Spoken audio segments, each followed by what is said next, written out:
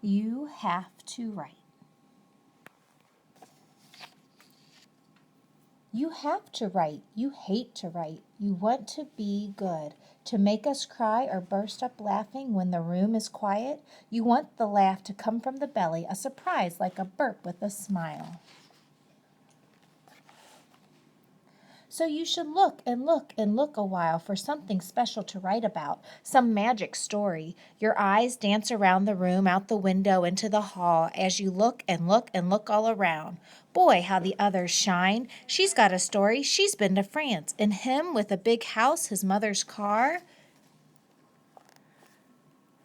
Wait, did you forget who you are? Who else can say what you have seen? Who else can tell your stories and the stories of your mother and your father and your grandmother and grandfather and uncles and aunts and cousins and your dog and your cat and the fish you wish you had? No one else can see what you've seen and heard and felt today, but if you tell us well, very well, your stories will seem like our own. Oh, if I only were taller, if only your family were rich, if only you lived the good life. Why do my parents have to fight? Write about the fights. Write about the holes in your socks, your grandmother cracking her knuckles, your father snoring all night long. Reach inside. Write about the dark times. The rain soaked the library book I tried to keep dry under my coat. I hid the wet book in a pile in my room, almost forgetting the whole mess until the books started to grow black spots. It was a book on flowers, one spotted lily on the cover rotting. Write about the bright times.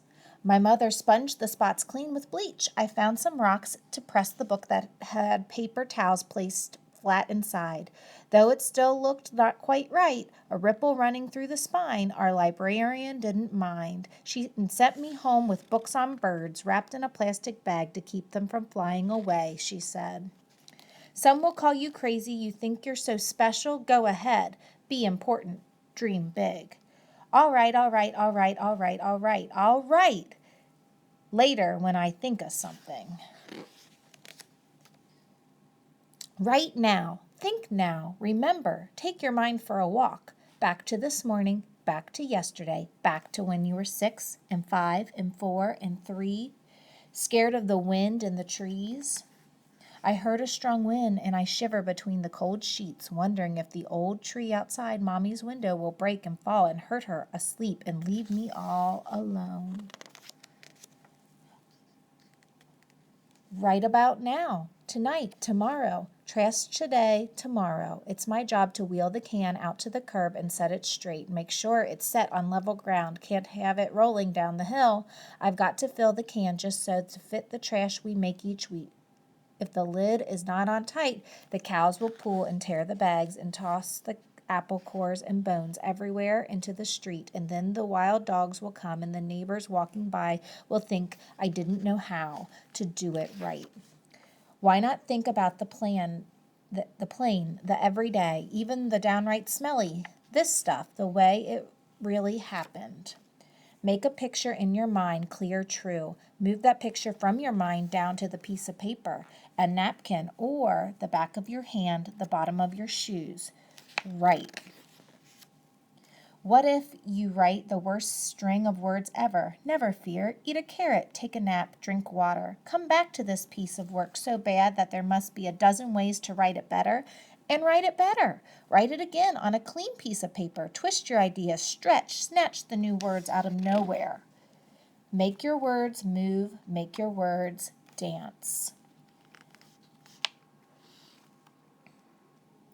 5 or 10 or 15 times, 50 different dances, if you're strong.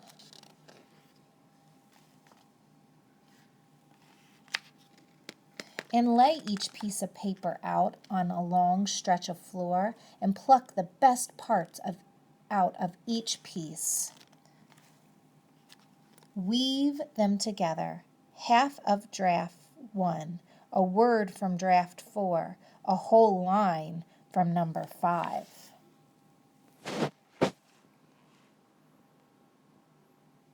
Try, because you have to write and you want it to be good.